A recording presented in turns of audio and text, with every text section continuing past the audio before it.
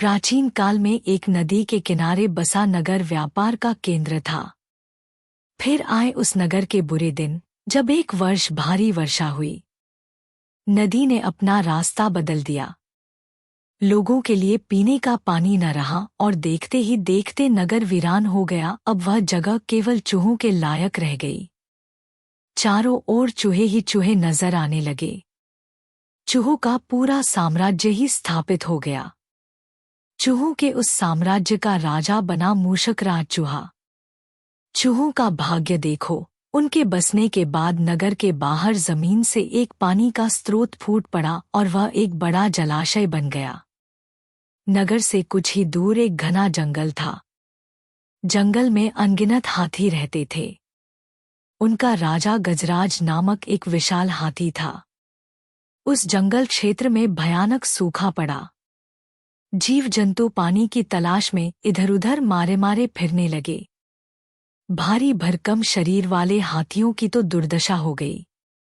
हाथियों के बच्चे प्यास से व्याकुल होकर चिल्लाने व दम तोड़ने लगे। गजराज खुद सूखे की समस्या से चिंतित था और हाथियों का कष्ट जानता था। एक दिन गजराज की मित्र चील ने आकर खबर दी कि खंडहर बने नगर के दूसरी ओर एक जलाशय है। गजराज ने सबको तुरंत उस जलाशय की ओर चलने का आदेश दिया। सैकड़ों हाथी प्यास बुझाने डोलते हुए चल पड़े। जलाशय तक पहुंचने के लिए उन्हें खंडहर बने नगर के बीच से गुजरना पड़ा। हाथियों के हजारों पैर चूहों को रौंदते हुए निकल गए। हजारों चूहे मारे गए। खंडहर नगर की सड़कें चूहों के खूनमांस के कीचड़ से लथपथ हो गई। मुसीबत यहीं खत्म नहीं हुई। हाथियों का दल फिर उसी रास्ते से लौटा। हाथी रोज उसी मार्ग से पानी पीने जाने लगे। काफी सोचने विचारने के बाद मूषकराज के मंत्रियों ने कहा, महाराज, आपको ही जाकर गजराज से बात करनी चाहिए। वह दयालु हाथी हैं। मूषकराज हाथियों के वन में गया। एक बड़े पेड़ के नीचे गजराज खड़ा था। मूषकराज उसके सामने के बड़े पत्थर के ऊपर चढ़ा और गजराज को नमस्कार करके बोला। गजराज को मूषकराज का नमस्कार।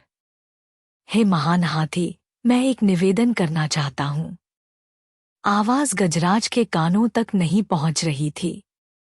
दयालु गजराज उसकी बात सुनने के लिए नीचे बैठ गया और अपना एक कान पत्थर पर चढ़े मूषकराज के निकट ले जाकर बोला, नन्हे मियाँ, आप कुछ कह रहे थे, कृपया फिर से कहिए। मूषकराज बोला, हे गजराज, मुझे चूहा कहते हैं।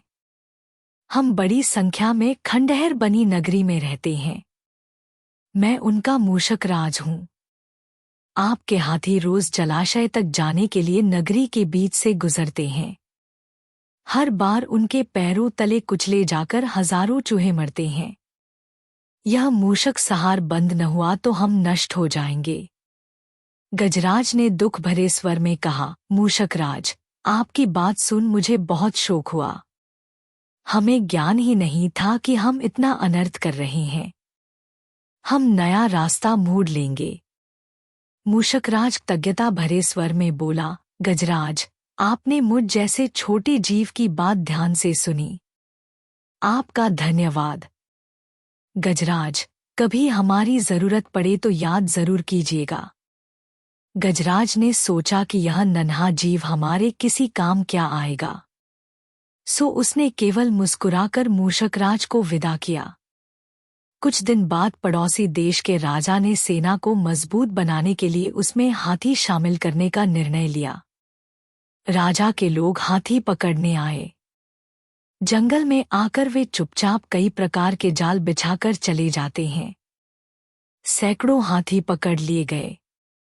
एक रात हाथियों के पकड़े जाने से चिंतित गजराज जंगल में घूम रहे थे कि उनका पैर सूखी पत्तियों के नीचे छल से दबाकर रखे रस्सी के फंदे में फंस जाता है। जैसे ही गजराज ने पैर आगे बढ़ाया, रस्सा कस गया।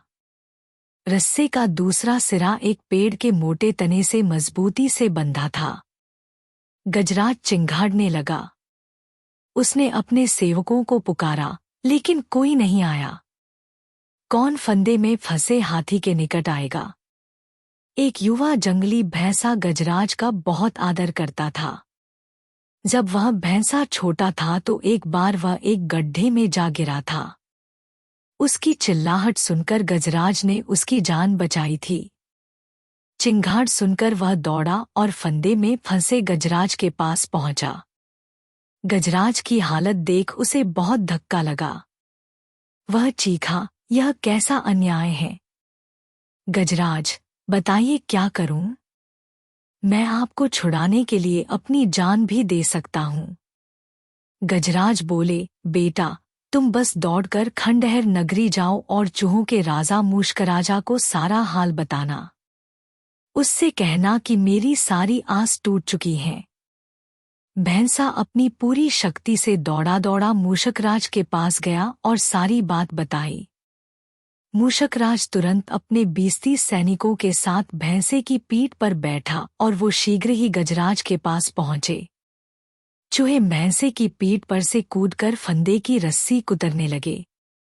कुछ ही देर में फंदे की रस्सी कट गई व गजराज आजाद हो गए। सीखा, आपसी सद्भाव व प्रेम सदा एक दूसरे के कष्टों को हर लेते हैं।